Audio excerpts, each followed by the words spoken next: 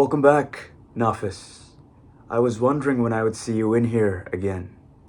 How've things been since our last session? Things have been a little rocky, to be honest. These rumors, they keep me up at night. I'm continuously on blind. The company is probably going to do another round of layoffs, and I think I might be on the chopping block this time. Sorry to hear that. Layoffs can bring a lot of uncertainty and anxiety. Tell me more about how you're feeling. Well, it's not just the layoffs. It's all this talk about AI taking over developers' jobs. Every other week there's this new tool that can auto-generate code for you. And they can do it for a fraction of what it costs to pay me. Why would anybody want to keep me hired? That must be stressful. Feeling replaced both by a corporate decision and by technology. Have you taken a moment to think about how that affects your day-to-day? Honestly, there's some good in this. Instead of scrolling on thirst traps on Instagram, I'm scrolling on LinkedIn. I'm glued to the app, looking for jobs, just in case. I can't even focus on the actual tasks I'm assigned at my current job right now. How does that help with the layoffs? And even in the best case scenario, suppose I survive the layoffs. What's to say I'm not just going to lose my job next year due to AI? It feels like a lose-lose. That's a lot of uncertainty. Let's break it down. How is this talk about layoffs manifesting at work? It feels like walking on eggshells. Meetings feel so tense, like we're talking about what we're going to be doing next sprint, but we all know what's on everyone's mind. I'm not even sure if I'm going to be there next sprint. But no one's talking about it. You hear these empty messages from your leaders, like stay positive. But that doesn't mean anything. It's toothless. Sometimes on this meme Slack channel, we'll address it a little. Like the other day, somebody shared a meme of a forklift, an AI forklift, carrying away human employees. That was morbidly funny. Humor is a very common coping mechanism when people are scared. You also mentioned fears about AI. How did that start? Well, it's been the talk of the town for a while, right? But it hit me viscerally when I had this friend show me a project he worked on over the weekend using an AI tool. And it spat out code in a matter of hours. He completed a whole module in half a day. And I took a look at the code and it was good code. Sure, it needed a few tweaks here and there, but that would have taken me days. So what I'm hearing is this skill set that you've worked on for years to master, which is very valuable to you, obviously, all of a sudden is made very cheap, overshadowed by technology. Exactly. I've spent hundreds of thousands of dollars putting myself through college. I've spent years learning these frameworks. I've melted my mind learning these complicated data structures. I've stayed up late nights trying to debug production issues, driving myself insane. And now all those skills that I've spent so much time mastering can be performed by a machine for cents, for a mere few cents. That's a tough one. That's a very tough pill to swallow. That can be a heavy feeling. Have you shared these concerns with anyone? That's what I pay you for, right?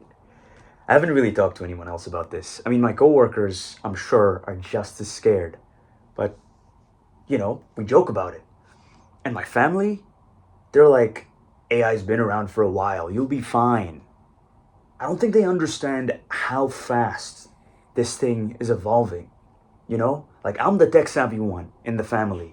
They think of me as the golden boy who can do no wrong, who cannot be replaced. I can't imagine the disappointment on their faces when I lose my job and I'm just replaced by some chatbot. I hear your anxiety. Let's try to reframe this. You've been around for a while, Technology has always been emerging. What have you done in the past when new technology has emerged? Well, I adapted.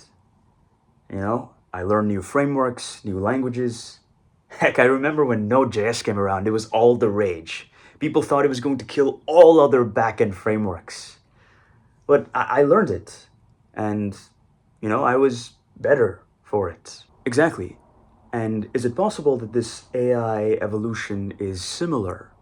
Could you perhaps learn these new tools to make yourself more valuable and efficient? I mean, I guess. The messaging from all these tech gurus is, oh, use AI as an assistant, not as your competition. But that message is a bit hard to trust when you see headlines like Salesforce is not going to be hiring any human engineers anymore, and Meta is working on developing a AI agent that can replace mid-level software engineers. Where's the human using the AI as the assistant in that scenario? Of course, the media does have a penchant for sensationalizing headlines to get attention. I doubt it means that humans are going to be replaced altogether, but roles will certainly shift.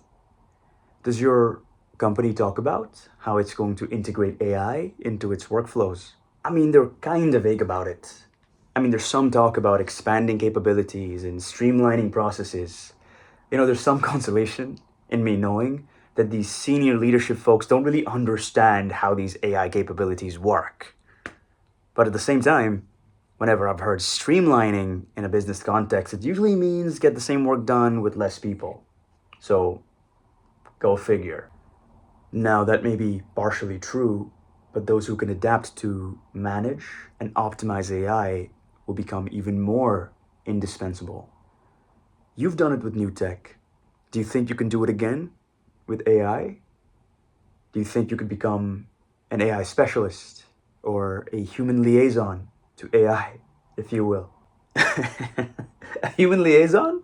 Like an ambassador to robots? I will take you to my leader. I come in peace. I don't know. Maybe. But I still feel like the job market won't have a place for me, you know? And that's a legitimate concern. But consider your overall skill sets. You have problem solving abilities, creativity, communication skills, a strong human network. And those aren't skills that are easily replaced by AI. Just keep those muscles strong and you will remain invaluable, I am sure. I hear you, but this layoff rumor mill has me on edge, man. Every day when I log in, I'm worried that I'm gonna see a meeting invite with my manager and HR. If I get laid off in this market that is so saturated with all this talk about AI making humans obsolete, I don't know if I can bounce back. I have bills to pay, I have rent to make, I have student loans that I need to work for to pay back. How am I gonna be able to do all of that? Absolutely. Layoffs are tough. There's no sugarcoating it. But let's focus on things that you can control. Have you been updating your resume, networking, looking at skills that are in demand right now? I've been doing all that. I've been going to local tech meetups. I've been looking at job postings. I've been trying to be active on my GitHub. But I'm mentally exhausted. I code during the work hours and then I'm back at home coding again. That's a lot of pressure. But remember the importance of balance. If you burn out, you won't be able to stay sharp, let alone pivot to new opportunities. What's your strategy been for self-care? Self-care?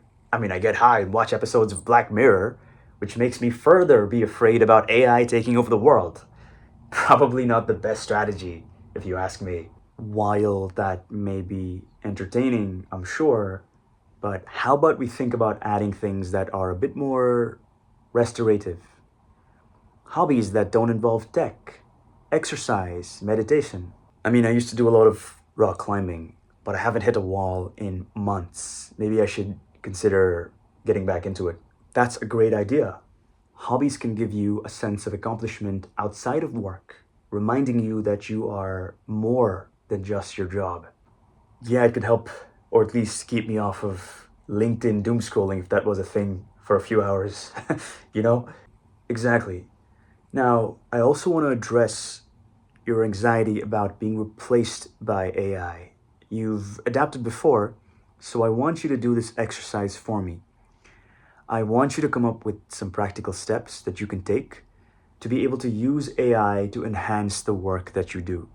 Okay, so I could maybe finally use an AI code generating tool in a side project, learn how to use it, see how well it does.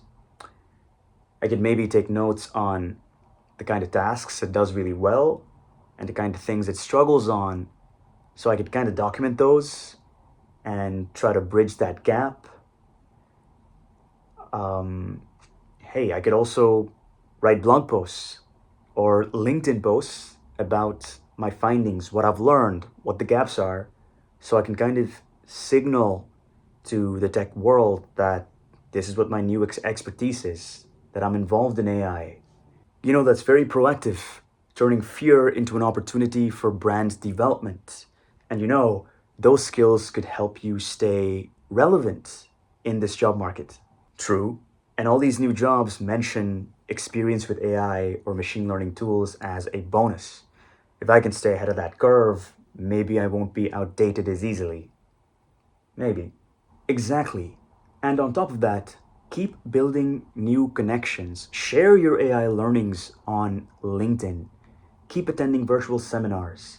Remember, the idea is to take this feeling of powerlessness and shift it to a feeling of being prepared. Makes sense.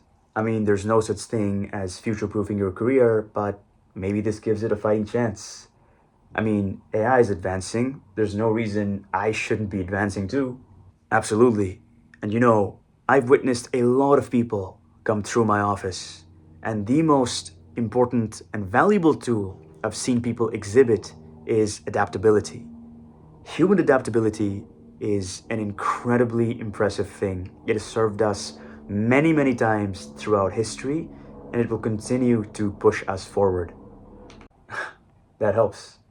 But I still worry, though.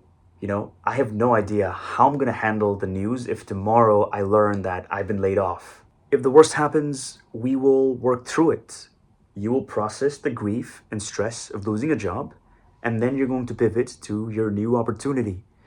You have a strong network and a valuable skill set. I have no doubt that that will not be the end of your story. Thanks for saying that. It feels good to know that I'm not alone in this. You know, maybe I can do something other than panicking and refreshing my email every 5 minutes. You know, panic isn't the most constructive debugging tool. Consider it a runtime error for your mind. So let's learn to handle that exception gracefully. Handle that exception gracefully? I like that. How many software engineers have you used that line on? But this is good. I'll try to remember that the next time I'm doom scrolling on LinkedIn at 2 a.m. Maybe I'll doom scroll on Instagram for a change instead. That's a good plan. I'd love to hear about how that goes. And in the meantime, keep expanding on your AI knowledge, keep practicing self care, and remember, your superpower is adaptability. I appreciate it, Dr. Garcia. I'll give it a shot. Maybe this whole thing is a version update for my career. Keep that one in the pocket for the next software engineer you see, huh? That's a great way to see it. Let's keep in touch about your progress. And if you need any help navigating these transitions, I'm always here to help. Thanks. That means a lot. I'll see you again. And hopefully then I'll be talking less about my layoff scares and more about my mommy issues.